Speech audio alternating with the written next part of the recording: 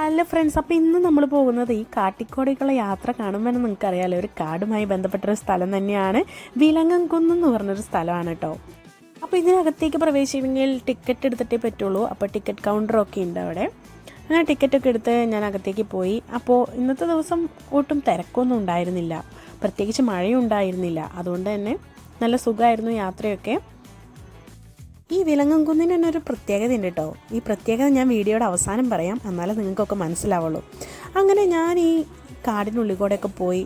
നമുക്ക് നടക്കാനുള്ളൊരു വഴിയുണ്ട്. ആ വഴിക്കൂടെയൊക്കെ നമ്മൾ നടന്ന് മൊത്തത്തിൽ കാടും പാർക്കും അതേമാതിരി കുറച്ച് കൗതുകകരമായിട്ടുള്ള കുറച്ച് കാഴ്ചകളൊക്കെ ഉണ്ടായിരുന്നു. ഇതിനുള്ളിൽ തന്നെ പോകുന്ന വഴിയിലൊക്കെ ഇരിക്കാനായിട്ട് വെയിലും മഴയൊന്നും കൊള്ളാതെ ഇരിക്കാൻ പറ്റിയ സ്ഥലങ്ങളൊക്കെ ഉണ്ട് കേട്ടോ. അവിടെ ഇരുന്നു കൊണ്ട് നമുക്ക് കാഴ്ചകളൊക്കെ കാണാം. പാർക്കില്ലാതെ എന്ത് ടൂറിസ്റ്റ് പ്ലേസ് അല്ലേ. നമുക്ക് ഇവിടെ ഉണ്ടൊരു കുഞ്ഞു പാർക്കൊക്കെ. നമുക്ക് മക്കളെയൊക്കെ കൊണ്ടുവന്ന് അവരെ എൻ്റർടൈൻ ചെയ്യിക്കാനൊക്കെ ആയിട്ട് പറ്റിയൊരു സ്ഥലം.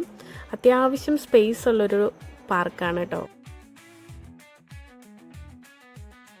ഞാൻ നമ്മുടെ വീഡിയോൻ്റെ ആദ്യം പറഞ്ഞ പ്രത്യേകത ഇതാണ് കേട്ടോ.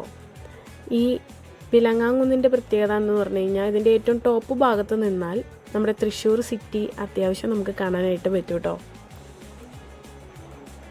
നമ്മുടെ തൃശ്ശൂർ ശോഭ സിറ്റിയിൽ നിന്നും വെറും 10 മിനിറ്റ് ദൂരം മാത്രമേ ഈ വിലങ്ങൻകുന്നിലേക്കുള്ളൂ.